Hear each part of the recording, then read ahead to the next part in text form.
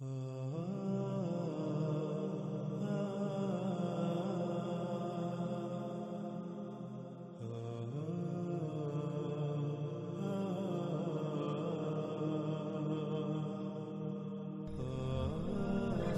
جن بنیادوں پر کھڑی ہے وہ ہیں قوانین فطرت. جن قوانین فطرت کو جس حد تک دریافت کر لیا جاتا ہے وہ سائنس کی بنیاد ہے.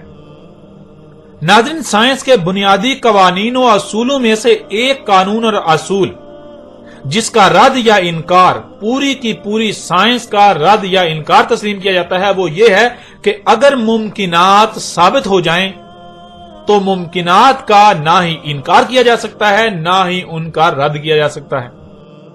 یعنی مثال کے طور پر اگر آپ اس کائنات میں کوئی کام ہوتا ہوا دیکھتے ہیں تو وہ ممکنات میں سے ہے. اب اس کا انکار یا رد نہیں کیا جا سکتا. مثلا آپ دیکھتے ہیں کہ دو مختلف مخلوقات کے اختلاط سے ایک نئی تیسری مخلوق وجود میں آ جاتی ہے تو یہ ممکنات میں شامل ہو گیا. اس کا نہ ہی انکار کیا جا سکتا ہے اور نہ ہی رد کیا جا سکتا ہے. اسی طرح اگر آپ کچھ ہوتا ہوا اپنی آنکھوں سے تو نہیں دیکھتے یعنی مشاہدہ نہیں کرتے لیکن آپ کے پاس اس کے بارے میں اتنا علم آ جاتا ہے کہ اس کا انکار نہیں کیا جا سکتا تو وہ ممکنات میں شامل ہو جائے گا جس کا نہ تو رد اور نہ ہی انکار کیا جا سکتا ہے.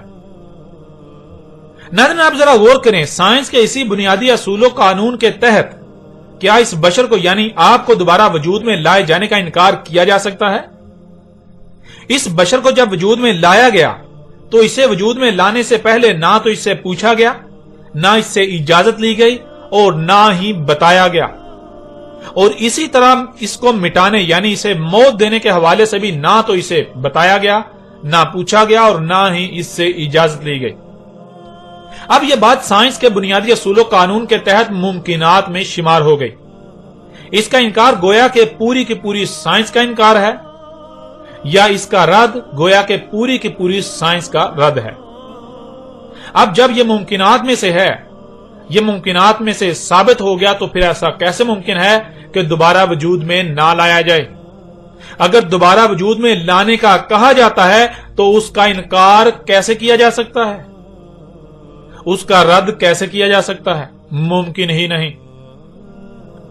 حالانکہ سائنس تو یہاں تک جا چکی ہے کہ کائنات میں جو کچھ بھی وجود میں آ رہا ہے اس کے پیچھے ساؤنڈ ویوز ہیں یعنی آواز کی لہریں. آواز کی ہر فریکوینسی ایک مخلوق کو وجود میں لاتی ہے.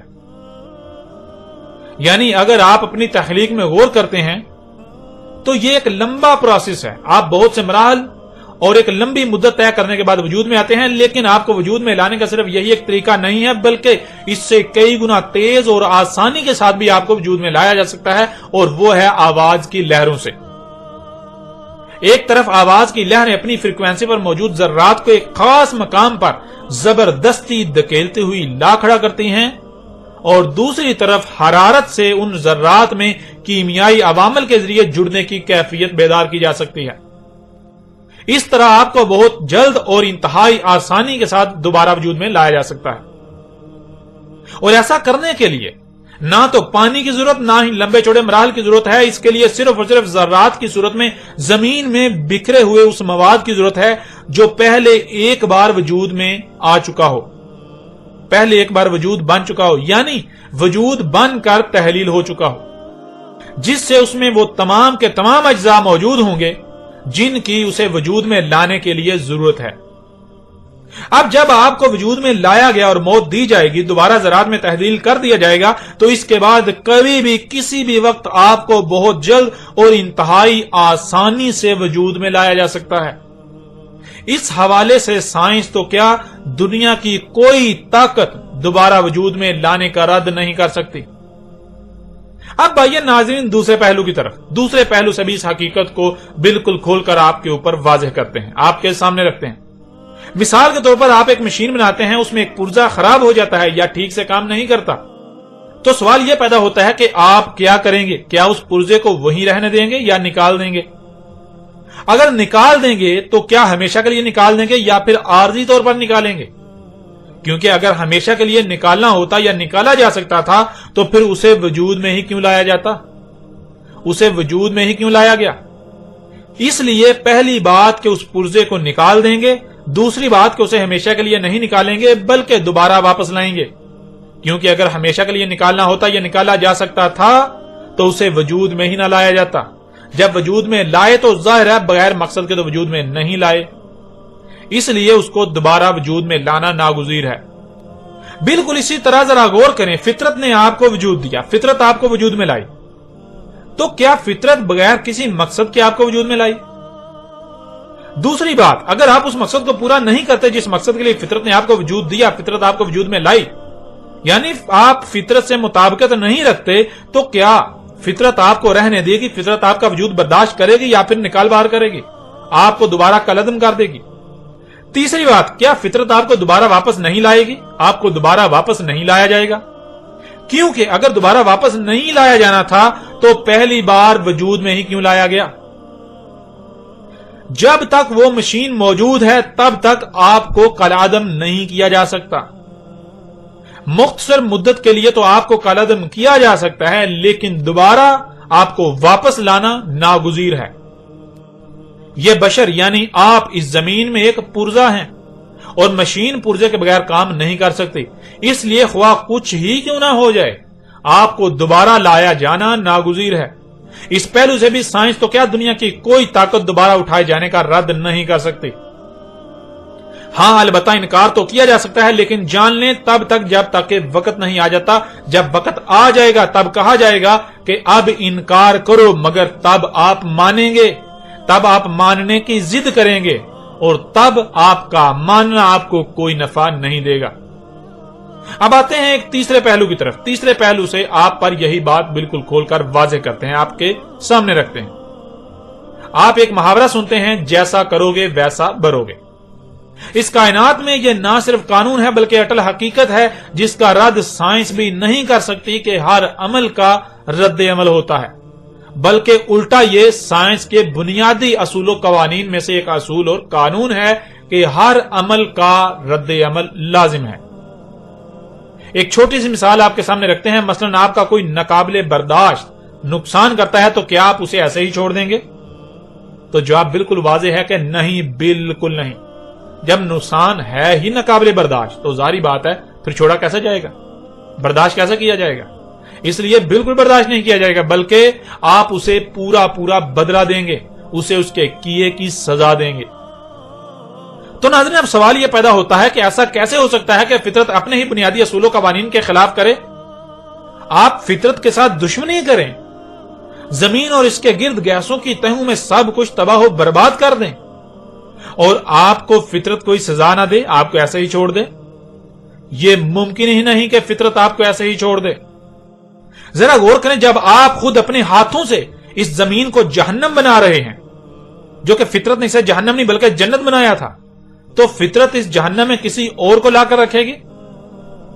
سزا کسی اور کو دے گی؟ ایسا ہو ہی نہیں سکتا۔ اس لیے آپ کا دوبارہ وجود میں لایا جانا ناگزیر ہے اور یہ ہو کر رہے گا۔ دنیا کی کوئی طاقت اس کا رد نہیں کر سکتی اور نہ ہی سائنس اس کا رد کر سکتی ہے، بلکہ سائنس تو الٹا اس بات کی تصدیق کر رہی ہے۔ سائنس کے بنیادی اصول و قوانین خود اس کی تصدیق کر رہے ہیں دوبارہ وجود میں لائے جانے کی۔ ناظرین، یاجوج اور ماجوج ہوں، نفخ فی الصور ہو، انسانوں کا جمع کیا جانا ہو، آخرہ ہو، جنت اور جہنم ہو، یا پھر موت کے بعد دوبارہ اٹھایا جانا، یہ حقائق آپ پر بالکل کھول کر واضح کر دیے گئے۔ یہ کوئی دیومالائی کہانیاں نہیں ہیں جن کا حقیقت کے ساتھ کوئی تعلق نہیں، بلکہ یہ وہ حق ہے جس کا دنیا کی کوئی طاقت رد نہیں کر سکتی۔ اگر انکار کرتے ہیں تو جان لیں ان قریب وہ وقت بھی آ جائے گا، بلکہ ایسے ہی جیسے آپ صبح سوچتے ہیں کہ رات ابھی بہت دور ہے، بالآخر وہ آ جاتی ہے، آپ اسی میں موجود ہوتے ہیں، ایسے ہی وہ وقت بھی آ جانا ہے جب آپ مانیں گے، لیکن تب آپ کا ماننا آپ کو کوئی نفع نہیں دے گا۔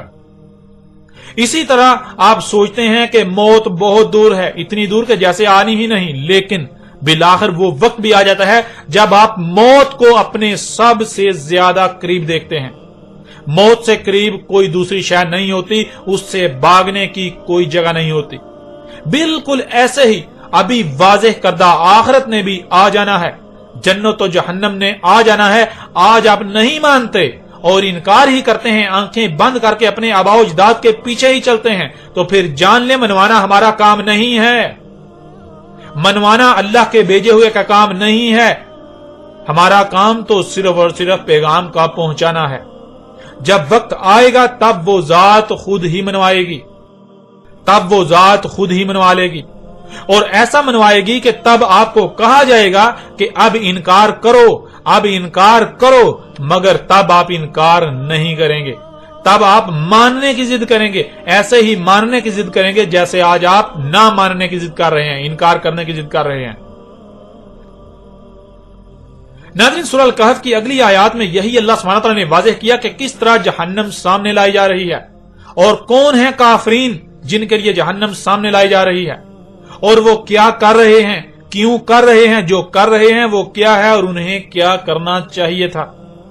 इस सब का जिक्र अल्लाह सुब्हानहू व तआला ने अगली आयत में कर दिया।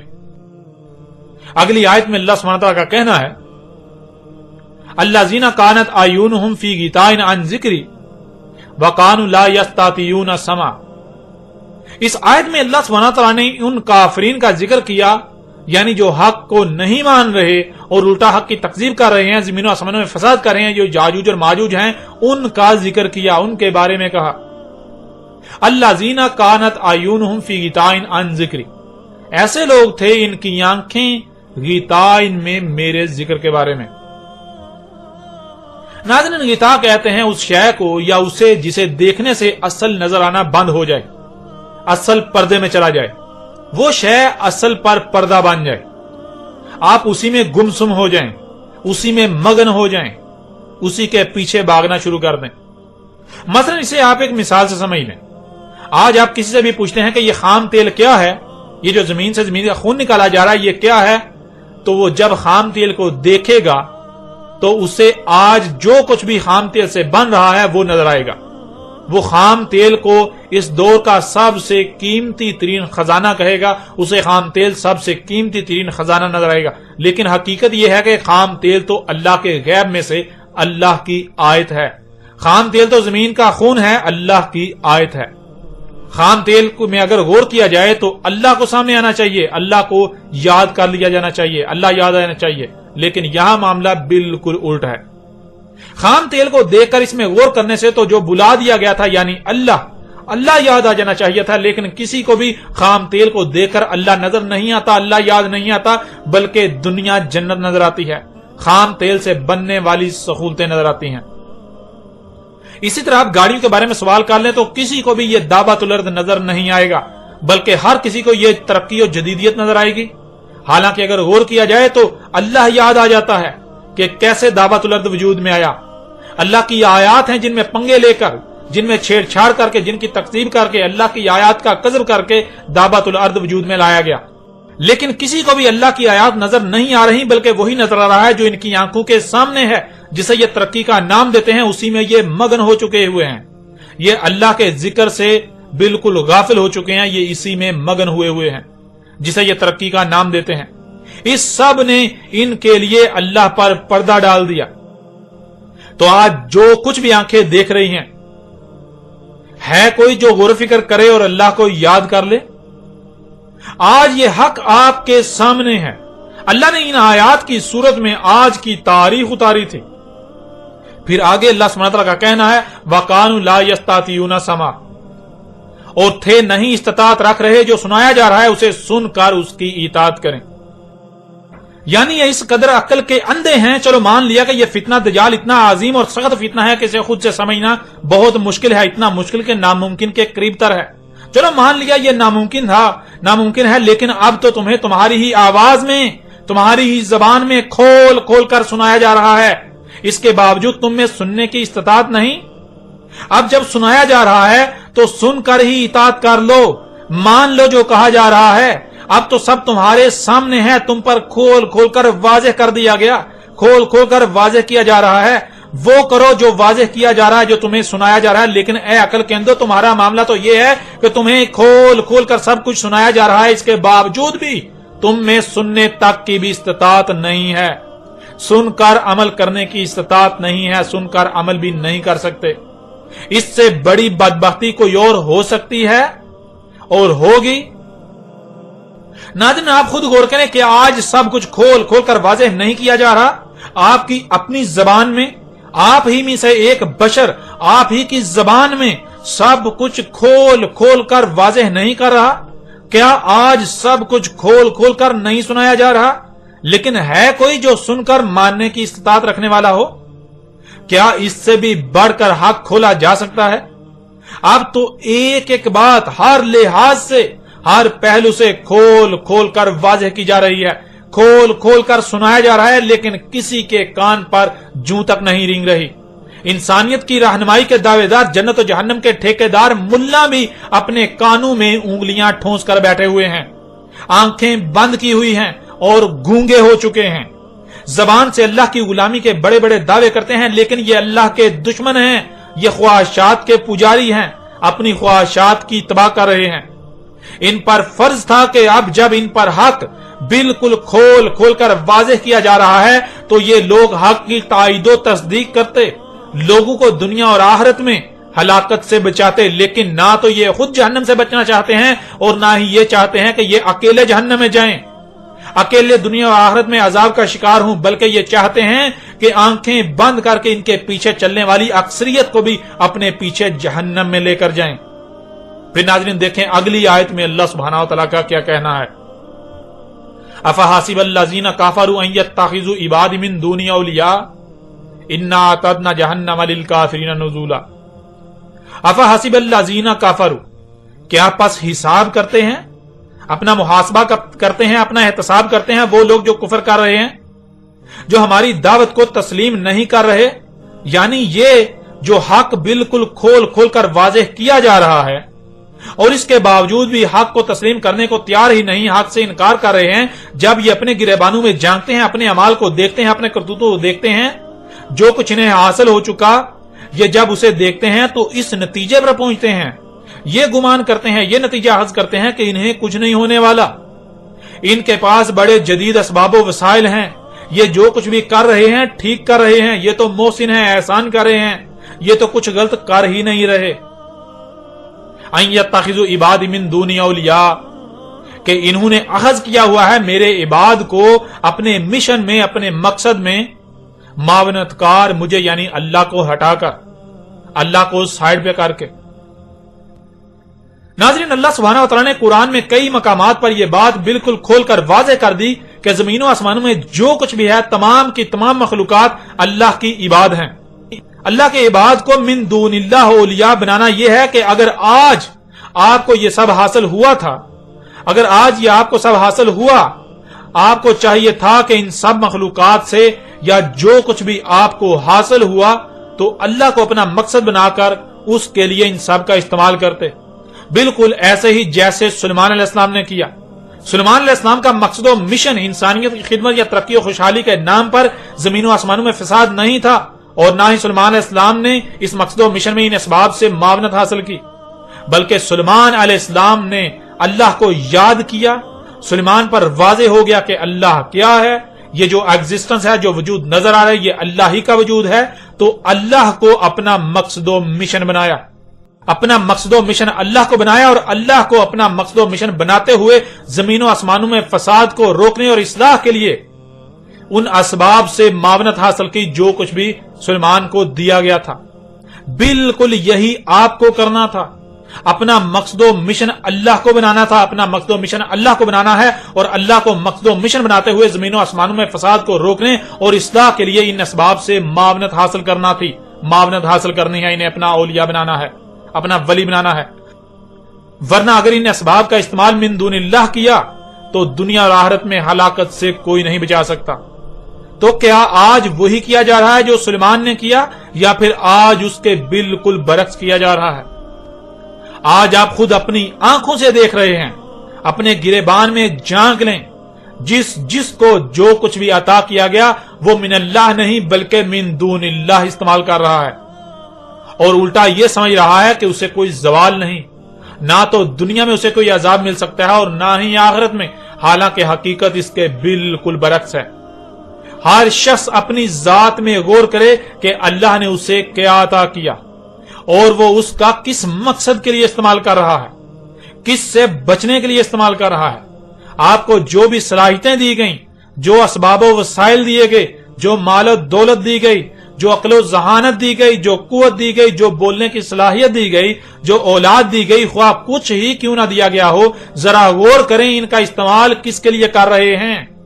آپ کا مقصد و مشن کیا ہے جس کو پورا کرنے کے لیے, جسے پانے کے لیے ان سے معاونت حاصل کر رہے ہیں, انہیں اپنا ولی بنا رہے ہیں. حق آپ پر بالکل کھل کر واضح ہو جائے گا, اور آپ کا انجام کیا ہے وہ بھی بالکل کھل کر واضح ہو جائے گا. اگر تو آپ کا مقصد اللہ ہے اور من اللہ ان سب کا استعمال کر رہے ہیں تو الحمدللہ, ورنہ جو آپ کر رہے ہیں اپنے ہی ہاتھوں سے اپنے لیے جہنم تیار کر رہے ہیں, جس کا اللہ سبحانہ تعالیٰ نے آگے ذکر کر دیا, انا اعتدنا جہنم للکافرین نزولا. یعنی اب اپنا محاسبہ کرو. جب تم پر حق بالکل کھول کر واضح کر دیا, یہ کافرین کے لیے اترا ہے. اب جب تم اپنا احتساب کرو گے تو تم پر واضح ہو جائے گا کہ تم خود اپنے ہاتھوں سے اپنے لیے جہنم تیار کر رہے ہو. اب جب حق تمہارے لیے اتارا گیا ہے, کھول کر واضح کر دیا گیا ہے, تو اب اپنا احتساب کرو. اب تم پر یہ بات بالکل کھل کر واضح ہو جائے گی. تم خود یہ کہنے پر مجبور ہو جاؤ گے کہ اس میں کچھ شک نہیں, ہم جو کچھ بھی کر رہے ہیں, جو جہنم تھی جس کا وعدہ کیا گیا تھا, اسے خود اپنے ہی ہاتھوں سے اپنے لیے تیار کر رہے ہیں. ہم وہ جو جہنم تھی اسے تیار کر رہے ہیں.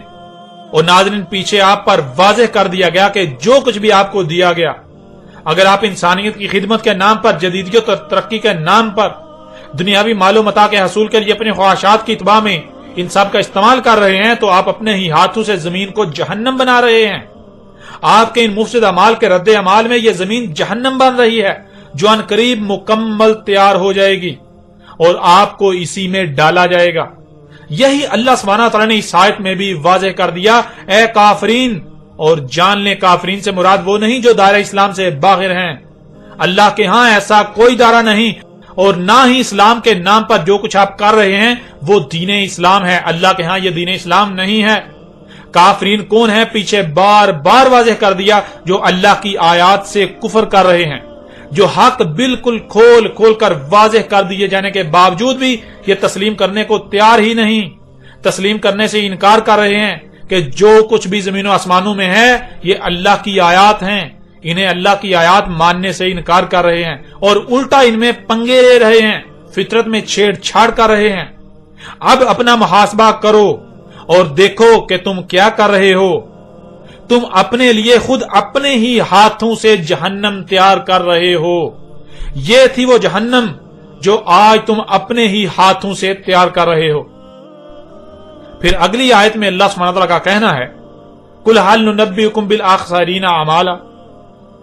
اس وقت اللہ اپنے بھیجے ہوئے کو کہہ رہا ہے, اپنے رسول کو کہہ رہا ہے, جس کے ذریعے اللہ اس وقت انسانوں کو کھول کر متنبہ کر رہا ہے, حق کھول کر واضح کر رہا ہے کہ تو ان سے کہہ.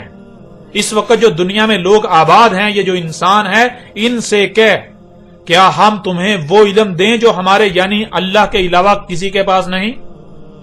جو یہ کر رہے ہیں, یعنی اس وقت دنیا میں جو لوگ آباد ہیں, جو یہ کر رہے ہیں, اس سے ان کے لیے ان کا ایک ایک عمل خسارے میں لے جا رہا ہے. الذین ضل سعیہم فی الحیات الدنیا وہم یحسبون انہم یحسنون صنعا. ایسے لوگ جو دل ہیں, رستے سے ہٹ کر ہیں, ان کی تمام تر صحیح یعنی جو کچھ بھی یہ لوگ دنیاوی زندگی میں کر رہے ہیں وہ سوائے گمراہی کے کچھ بھی نہیں. وَهُمْ يَحْسَبُونَ أَنَّهُمْ يُحْسِنُونَ صُنْعًا. اور یہ لوگ جو کچھ بھی کر رہے ہیں, جو اعمال کر رہے ہیں, تو اپنی صحیح کو دیکھ کر, اپنے اعمال کو دیکھ کر یہی نتیجہ اخذ کر کے بیٹھے ہوئے ہیں, یہی نتیجہ اخذ کیے ہوئے ہیں کہ اس میں کچھ شک نہیں کہ یہ لوگ جو کچھ بھی کر رہے ہیں احسان کر رہے ہیں, خود کو محسن سمجھ رہے ہیں کہ ہم تو بہت اچھے اعمال کر رہے ہیں, ہم تو بہت نیکیاں کر رہے ہیں, ہم تو بہت نیک ہیں, ہم تو مومن ہیں, ہم تو اللہ کے عباد ہیں. یعنی آج کسی انجینئر کو لے لیں, کسی سائنسدان کو لے لیں, کسی پروفیسر کو لے لیں, کسی ٹیچر کو لے لیں, کسی مولوی کو لے لیں، کسی ڈاکٹر کو لے لیں، کسی بینکر کو لے لیں، کسی بھی شعبے سے تعلق رکھنے والے شخص کو لے لیں، تو حقیقت میں وہ کیا کر رہا ہے؟ حقیقت میں وہ زمین و آسمانوں میں فساد کر رہا ہے، وہ اللہ کے ساتھ دشمنی کر رہا ہے۔ اور جب وہ اپنے اعمال کو دیکھتا ہے تو وہ یہی سمجھ کر بیٹھا ہوا ہے کہ وہ تو جو کچھ بھی کر رہا ہے احسان ہی کر رہا ہے، وہ تو مسیحا ہے، وہ تو بہت اچھا شخص ہے، وہ تو مومن ہے، وہ تو انسانیت کی خدمت کر رہا ہے۔ اللہ سبحانہ و تعالیٰ نے تو بالکل کھول کر واضح کر دیا کہ اے عقل کے اندھو، تمہیں بے شک کتنا ہی ناگوار کیوں نہ گزرے، لیکن جان لو یہ حق ہے کہ تم اللہ کے ساتھ دشمنی کر رہے ہو۔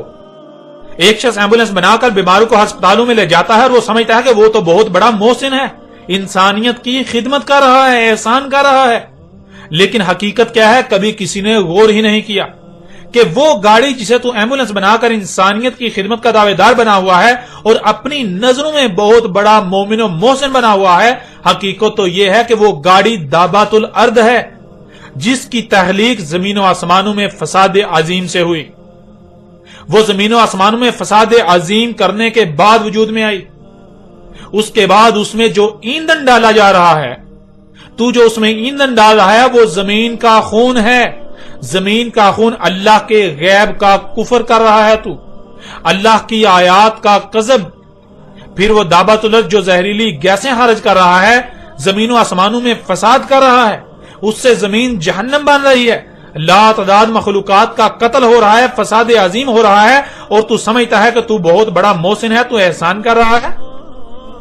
ایسے لوگ بہت بڑے محسن ہیں، یہ محسن ہیں یا یہ مجرم ہیں؟ اسی طرح کسی بھی شعبے سے تعلق رکھنے والا انسان اس میں غور کر لے، اپنے اعمال میں غور کر لے، تو اس پر حق بالکل کھل کر واضح ہو جائے گا کہ وہ محسن نہیں بلکہ مجرم ہے، وہ اللہ کا مجرم ہے۔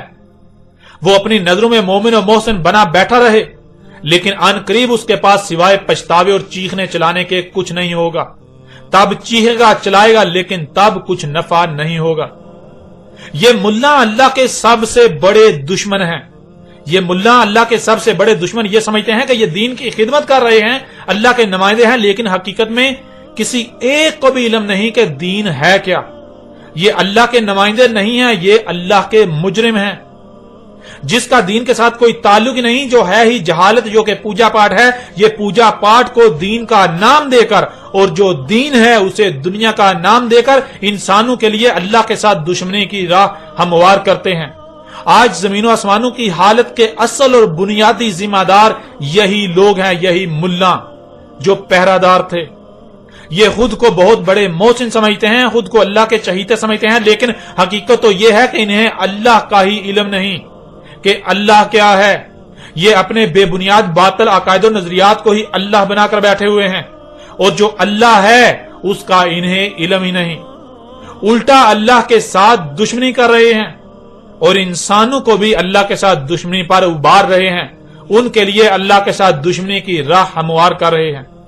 پھر ناظرین اگلی آیت میں اللہ سبحانہ وتعالی کا کہنا ہے، اولئک الذین کفروا بآیات ربہم ولقائہ فحبطت اعمالہم فلا نقیم لہم یوم القیامۃ وزنا۔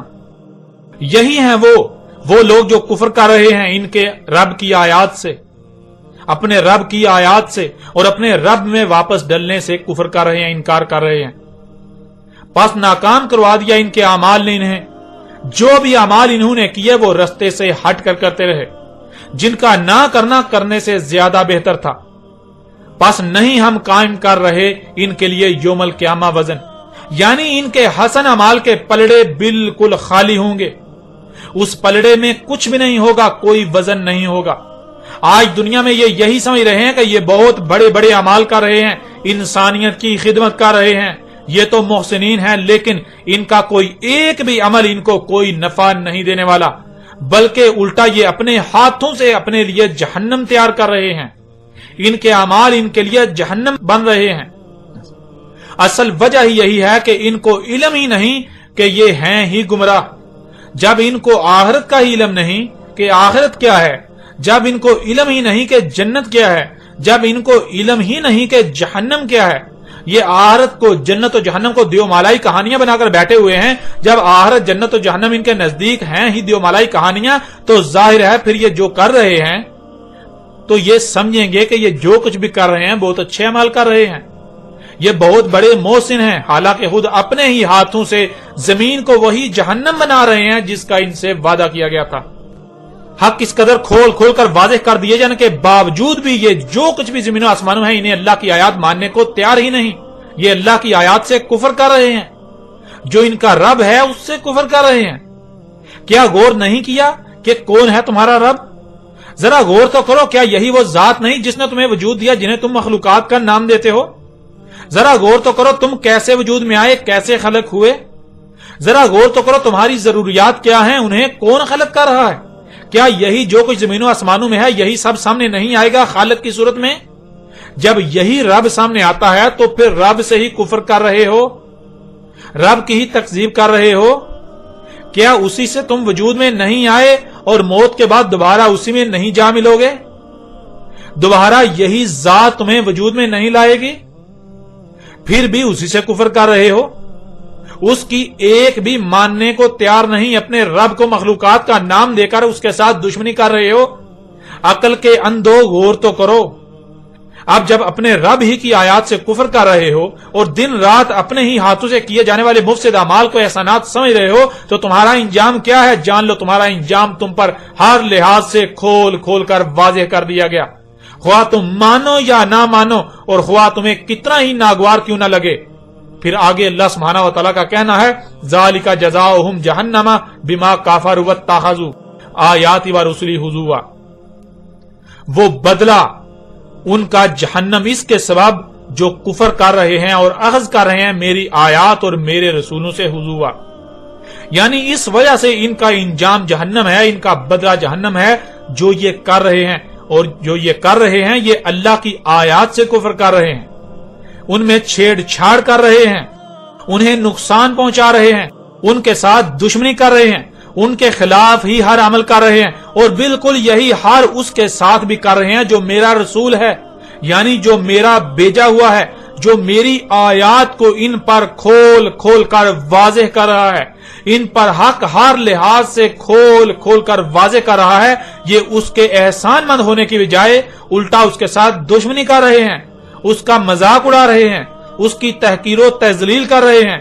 اسے نقصان پہنچانے کی منصوبہ بندیاں کر رہے ہیں، اس کے خلاف محاذ کھلے ہوئے ہیں، جس سے وہ متنبہ کر رہا ہے اس سے باز آ کر عذاب سے بچنے کی بجائے الٹا ڈنکے کی چوٹ پر وہی کر رہے ہیں، اپنے آباء و اجداد کو ترک کر کے میرے رسول کی طرف سے کھول کھول کر واضح کردہ حق کو اخذ کرنے کی بجائے، پکڑنے کی بجائے الٹا رسول کے ساتھ دشمنی کر رہے ہیں اور اپنے آباء و اجداد کو کسی بھی صورت چھوڑنے کو، ترک کرنے کو تیار ہی نہیں۔ اللہ کے بھیجے ہوئے سے دشمنی تو اللہ سے دشمنی ہے، یہ اللہ کے رسول سے دشمنی نہیں بلکہ اللہ سے دشمنی کر رہے ہو، کیونکہ اگر وہ اللہ کا رسول نہ ہوتا، اگر یہ اللہ کا رسول نہ ہوتا تو کیا پھر بھی تم اس کے ساتھ ایسا ہی کرتے؟ نہیں، بالکل نہیں، بلکہ اس کے ساتھ صرف اسی وجہ سے تو ایسا کر رہے ہو کیونکہ یہ اللہ کا رسول ہے۔ جب اللہ کا رسول ہونے کی وجہ سے اس کے ساتھ ایسا کر رہے ہو تو پھر ظاہر ہے اصل میں یہ اللہ کے ساتھ دشمنی کر رہے ہو۔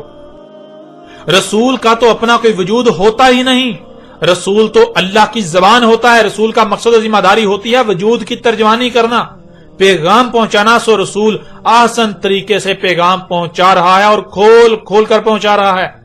اب یہ اپنی منصوبہ بندیاں کریں، یعنی اب تم اپنی منصوبہ بندیاں کرو، اللہ اپنی منصوبہ بندی کر رہا ہے، اللہ کی اپنی منصوبہ بندی ہے، جلد ہی جان لیں گے، جلد ہی تم جان لو گے کہ تمہارے ساتھ ہوتا کیا ہے، جلد ہی اپنی آنکھوں سے دیکھ لو گے، یہ جلد ہی اپنی آنکھوں سے دیکھ لیں گے۔